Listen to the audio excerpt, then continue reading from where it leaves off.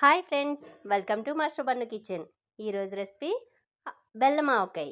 బెల్లం ఆవకాయ ఎంత టేస్టీగా ఉంటుందంటే అసలు చెప్పలేనే. పెరుగన్నంతో నంచుకోవచ్చు, టిఫిన్స్లో తినొచ్చు, ఎలా అయినా చేయొచ్చు. ఇప్పుడు మామిడికాయల్ని శుభ్రంగా ఇలా కడుక్కోవాలి. కడుక్కున్న మామిడికాయల్ని తుడిచి ఆరబెట్టుకోవాలి. వాటిని చిన్న చిన్న ముక్కలుగా కట్ చేసుకోవాలి టెంకతో. తెలుసు కదండి ఆవకాయ మామిడికాయ ఎలా కట్ చేయాలో. ఇవన్నీ తుడిచి పెట్టేసుకొని ఆవకాయ మామిడికాయకి, బెల్లం ఆవకాయకి చాలా టేస్టీగా ఉంటుందండి. బెల్లం ఆవకాయ అయితే ఇలా ముక్కలుగా కట్ చేసి పెట్టుకున్న తర్వాత వీటిని కొలుచుకోవాలి. ఈ పచ్చళ్ళు అన్నటికి, నిలవ పచ్చళ్ళకి కొలతలు చాలా ఇంపార్టెంట్ అండి. నెక్స్ట్ ఇవన్నీ కూడా ఎండబెట్టుకోవాలి. మెయిన్ ఎండబెట్టుకోవాల్సిన ఇంగ్రీడియంట్ ఏంటంటే సాల్టు బెల్లం ఎండబెట్టుకొని తీరాల్సిందే. కొంచెం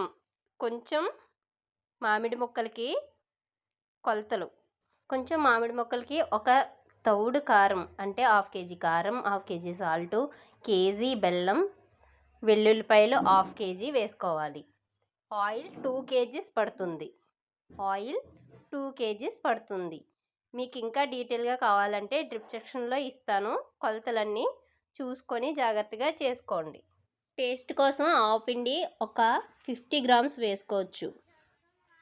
ఓకే, ఇలా మనం కొలతలు చెప్పిన లిక్విడ్స్ అన్నీ ముందుగానే వేసేసుకొని దీంట్లో చింతపండు జాడీలో అడుగును వేసుకోవాలండి. ఇప్పుడు వీటన్నిటినీ మనం కలుపుకోవాలి. మనం కొలుచుకున్న ఇంగ్రీడియంట్ అన్నిటినీ కలుపుకోవాలి.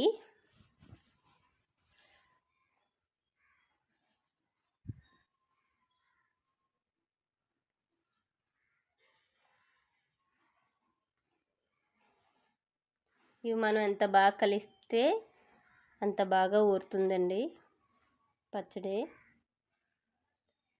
ఇప్పుడు ముక్కలు తడిచేలాగా ఫస్ట్ ఒక 1/2 కేజీ ఆయిల్కి వేసుకోవాలి.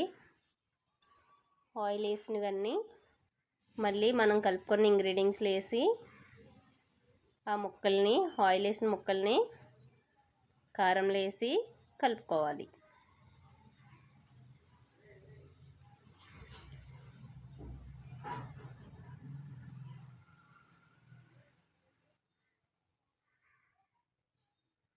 ఇలా ప్రతి ముక్కకి పట్టేలాగా పైకి కిందకి చేసి వాటిని ఈ జాడీలో చింతపండు అడుగునే ఉంటుందండి.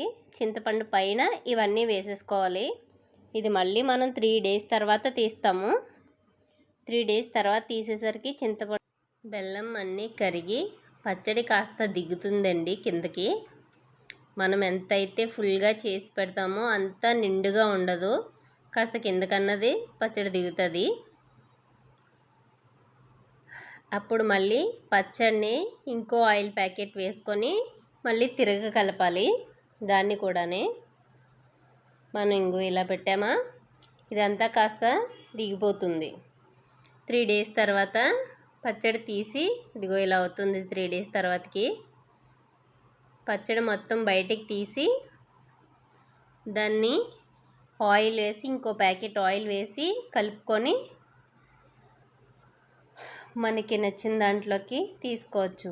ఈ పచ్చడి 1 ఇయర్ ఉంటుందండి. 1 ఇయర్ అయితే గ్యారంటీగా ఉంటుంది. మనం బెల్లం అండ్ సాల్టు, ఇందులో వాడే మెంతులు ఇవన్నీ కూడా ఎండలో ఆరబెట్టుకొని చేసుకోవాలండి. అప్పుడు 1 ఇయర్ నిజంగా నిలువ ఉంటుంది. Subscribe my channel, like and share.